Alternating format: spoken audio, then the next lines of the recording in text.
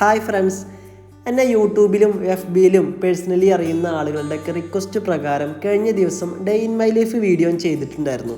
അപ്പോൾ അതിന് നല്ല മികച്ച ആ ഒരു സപ്പോർട്ടിംഗ് ആണ് നിങ്ങളുടെ ഭാഗത്ത് നിന്ന് എനിക്ക് ഉണ്ടായിട്ടുണ്ടായിരുന്നത്. പ്രത്യേകിച്ച് FBയിൽ കുറച്ച് പേരൊക്കെ വീഡിയോ കണ്ടിട്ട് എന്നോട് ചോദിച്ചു, നിങ്ങളുടെ ജോലി ഇതിൽ കാണുന്നില്ലല്ലോ, നിങ്ങൾ എന്താണ് ജോലി ചെയ്യുന്നത്, കൃഷിയാണോ, അങ്ങനെയുള്ള വീഡിയോകളാണല്ലോ കൂടുതലും ഇതിൽ കാണുന്നത്, എങ്കിൽ നിങ്ങളുടെ ഒരു ഡേ ഇൻ മൈ ലൈഫ് വീഡിയോയിൽ നിങ്ങളുടെ ആ ഒരു ജോലിയും കൂടി ഉൾപ്പെടുത്തിയിട്ടൊരു വീഡിയോ ചെയ്തുകൂടെയെന്ന്.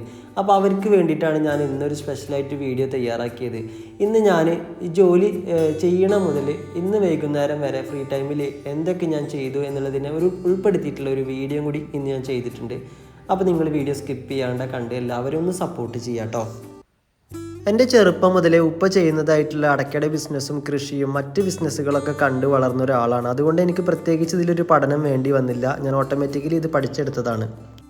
ഇപ്പോൾ അടയ്ക്കയുടെ മാർക്കറ്റ് വളരെ കുറവാണ്. അതുകൊണ്ട് അതിലെ കംപ്ലൈൻറ്റുകളൊക്കെ തീർത്ത് കുറച്ച് മാത്രമാണ് മാർക്കറ്റിൽ കൊണ്ടുപോകുന്നതിന് വേണ്ടി വണ്ടിയിൽ ഞങ്ങൾ ലോഡാക്കിയത്. അതിനുശേഷം ഞാൻ ചായയൊക്കെ കുടിച്ച് മോളെ സ്കൂളിൽ കൊണ്ടുവിടുന്നതിന് വേണ്ടിയിട്ട് പോവുകയാണ് കേട്ടോ. 2014 സമയത്ത് ഞാൻ ഗൾഫിൽ പോയിരുന്നു. ആ ഒരു സമയത്ത് ജോലിയൊക്കെ കുറച്ച് ബുദ്ധിമുട്ടായിരുന്നു. അവിടുന്ന് ഒരു 1.5 വർഷം കഴിഞ്ഞപ്പോൾ എനിക്ക് വേറൊരു ജോലി കിട്ടി. അത്യാവശ്യം സാലറി ഒക്കെ ഉള്ള നല്ലൊരു ജോലിയായിരുന്നു അത്. ആ ഒരു സമയത്താണ് ഉപ്പക്ക് നാട്ടിൽ സുഖമില്ല എന്ന് പറഞ്ഞ് വിളി വന്നത്. ആ ഒരു സമയത്ത് കുറച്ച് ലീവ് എടുത്തിട്ട് നാട്ടിൽ വന്നിട്ട് ഉപ്പേനെ കണ്ടു പോകണം എന്നുള്ള ഉദ്ദേശം മാത്രമാണ് ഉണ്ടായിരുന്നത്. അങ്ങനെ എനിക്ക് ഉപ്പ പറഞ്ഞു, ബിസിനസ് മുന്നോട്ട് കൊണ്ടുപോകാൻ ആളില്ല, ഉപ്പയുടെ ബിസിനസ് ഞാൻ ഏറ്റെടുത്ത് നടത്തണം, ഇനി പോവണ്ട എന്നുള്ളൊരു നിബന്ധന ഉപ്പയുടെ ഭാഗത്തുനിന്നുണ്ടായിരുന്നു. അപ്പോൾ ഞാൻ അങ്ങനെ ആ ജോലി അവിടെ ഒഴിവാക്കി ഇങ്ങനെ നാട്ടിൽ കൂടിയതാണ്. പിന്നീട് എനിക്ക് പല ബിസിനസ്സും ചെയ്യേണ്ടി വന്നിട്ട് ഇതിനിടയ്ക്ക്, പക്ഷെ അതൊക്കെ ഒരു കൊറോണ സിറ്റുവേഷനൊക്കെ ആയതുകൊണ്ട് അങ്ങനെ പരാജയപ്പെട്ടു. പിന്നെ പലതും ആളുകൾ കറക്റ്റ് കാശൊന്നും തരാണ്ട് അങ്ങനെ ഞാനത് ഒഴിവാക്കുകയാണ് ഉണ്ടായത്. ഇനി ബാക്കിയുള്ള കാര്യങ്ങളൊക്കെ വഴിയെ നമ്മുടെ വീഡിയോയിൽ ഓരോ ഘട്ടങ്ങളായിട്ട് എൻ്റെ ജീവിതാനുഭവങ്ങളും മറ്റൊരു കാര്യങ്ങളൊക്കെ ഞാൻ പറഞ്ഞു തരുന്നുണ്ട്. ഇപ്പം നമ്മൾ വന്നിരിക്കുന്നത് ഈ അടയ്ക്ക വിൽക്കുന്നതിന് വേണ്ടിയിട്ട് ചാലിശ്ശേരി ഒരു പഴയ മാർക്കറ്റ് പുതുക്കി പണിതതാണ്. ഇപ്പോൾ അവിടേക്കാണ് കേട്ടോ. അപ്പോൾ ഇവിടെ വന്നപ്പോൾ ഒരുപാട് ആളുകൾ വന്നു കഴിഞ്ഞിട്ടുണ്ട്. പക്ഷേ വളരെ ചുരുക്കം അടയ്ക്ക മാത്രമാണ് വന്നിട്ടുള്ളൂ. ഇതുപോലൊന്നുമല്ല അടയ്ക്ക ഉണ്ടാവാറ്. ഒരുപാട് അടയ്ക്ക ഇവിടെ വരാറുണ്ട്. ഇപ്പോൾ റേറ്റ് കുറച്ച് കുറഞ്ഞതുകൊണ്ട് അടയ്ക്ക വളരെ കുറവാണ് മാർക്കറ്റിൽ വരുന്നത്. ഇത്രയും റേറ്റ് കുറയാൻ തന്നെ കാരണം മലേഷ്യ, ബർമ്മ എന്നിവിടങ്ങളിൽ നിന്നുള്ള അടക്കട വൻതോതിലുള്ള വരവാണ് കേട്ടോ. പിന്നെ ഇവിടെ വന്നിരിക്കുന്ന ആളുകളൊക്കെ കയറ്റുമതി ചെയ്യുന്നത് മെയിനായിട്ട് നാഗ്പൂർ, ഇൻഡോർ എന്നിവിടങ്ങളിലേക്കാണ്. ഇപ്പോൾ മാർക്കറ്റുകളിലാണെങ്കിൽ വളരെ കുറവ് അടക്ക വരുന്നത്. പിന്നെ ഇവിടുന്ന് കയറ്റുമതി ചെയ്താലും അവിടെ വിൽപ്പന ഇല്ലാത്തതുകൊണ്ട് ഒരുപാട് വിളിച്ചെടുക്കാനും ആളുകളില്ല. അതുകൊണ്ട് വളരെ കുറവ് ആളുകളാണ് ഇവിടെ വരുന്നത് കേട്ടോ. അടക്ക കുറച്ചായതുകൊണ്ട് അവിടുത്തെ കാര്യങ്ങളൊക്കെ കഴിഞ്ഞു. ഞാൻ വീട്ടിലോട്ട് പെട്ടെന്ന് തന്നെ മടങ്ങി. അപ്പോൾ എൻ്റെ കൂടെ അവിടുന്ന് തളിയിലുള്ള ഒരു നൗഷാദൊക്കെയും കൂടെ ഉണ്ട് കേട്ടോ. നമ്മളുടെ വണ്ടിയുടെ ടയറാണെങ്കിൽ കുറച്ച് മോശമായിരുന്നു. അതുകൊണ്ട് 2 ടയർ നമ്മൾ മാറ്റിയിട്ടോ. ഈ വണ്ടിയാണെങ്കിൽ മഹേന്ദ്രയുടെ മാക്സിമോ മിനി വാനാണ്. അപ്പോൾ ഒരു ടയറിന് 3000 രൂപ നിരക്കിൽ അങ്ങനെ 2 ടയർ നമ്മൾ മാറ്റിയിട്ടുണ്ട്. പിന്നെ വരുന്ന വഴിക്ക് നമ്മളുടെ കാറിൻ്റെ ടയറും കൂടി മാറ്റാൻ ആ കടയിൽ ഞാൻ ചോദിച്ചിരുന്നു. അപ്പോൾ അവിടേക്ക് കൊണ്ടുപോകാൻ വേണ്ടിയിട്ട് നിൽക്കുകയാണ് കേട്ടോ. അപ്പോൾ ഈ വണ്ടിക്കാണെങ്കിൽ കുറച്ച് ദിവസമായി ഓയിലൊക്കെ നോക്കിയിട്ട്, അപ്പോൾ ഓയിലൊക്കെ ചെക്ക് ചെയ്തു. ആ ഒരു സമയത്ത് കുറച്ച് ഓയിൽ കുറവായിട്ട് എനിക്ക് തോന്നി. അതുകൊണ്ട് ലേശം ഓയിൽ ഒഴിച്ചേക്കാമെന്ന് കരുതിയിട്ട് ആ ഒരു പരിപാടിയും കൂടി നടത്തിക്കൊണ്ടിരിക്കുകയാണ് ഇപ്പോൾ. ഇന്ന് നേരത്തെ വന്നതുകൊണ്ട് നമുക്ക് ഇങ്ങനെയുള്ള കാര്യങ്ങളൊക്കെ ചെയ്ത് തീർക്കാൻ പറ്റിയിട്ടോ. കുറേ ദിവസമായി വണ്ടികളുടെ ടയർ മാറ്റണം എന്നൊക്കെ വിചാരിക്കണം. പക്ഷേ ഓരോ തിരക്കായിട്ട് ഫ്രീ ആണെങ്കിലും അന്ന് എന്തെങ്കിലുമൊക്കെ പണി ഉണ്ടാവും. അതുകൊണ്ട് ഒന്നിനും ടൈം കിട്ടാറില്ല. ഇന്നാണെങ്കിൽ മാർക്കറ്റിൽ വളരെ കുറവ് ചരക്ക് വന്നതുകൊണ്ട് നമ്മൾ പെട്ടെന്ന് തന്നെ പോകുന്നു.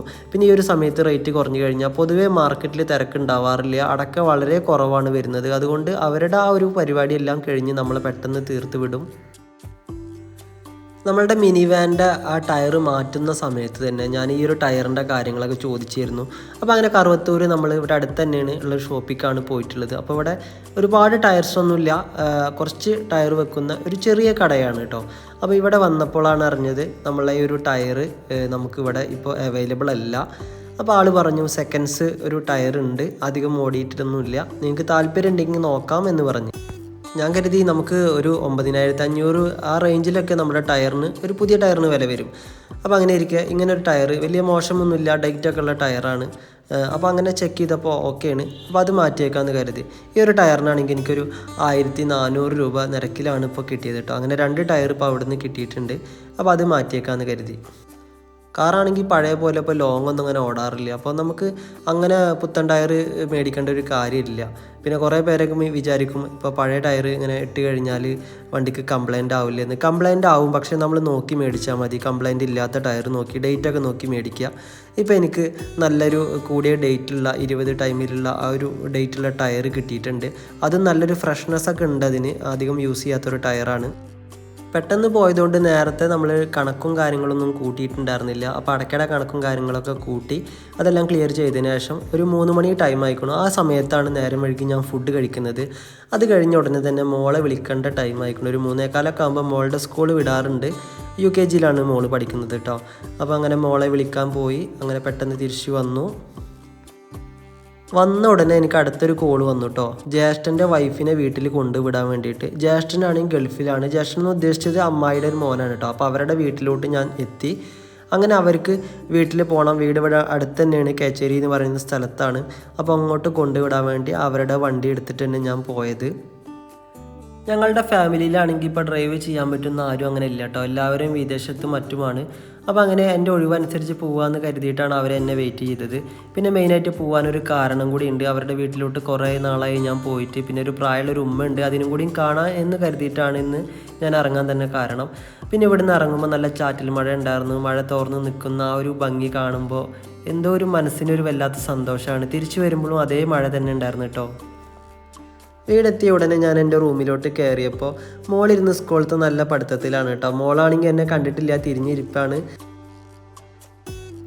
നിങ്ങളാണ് എൻ്റെ പ്രേക്ഷകർ. അപ്പോൾ അതുകൊണ്ട് നിങ്ങൾക്കാണ് എൻ്റെ വീഡിയോകളിലെ പോരായ്മകൾ കണ്ടെത്താൻ കഴിയുക.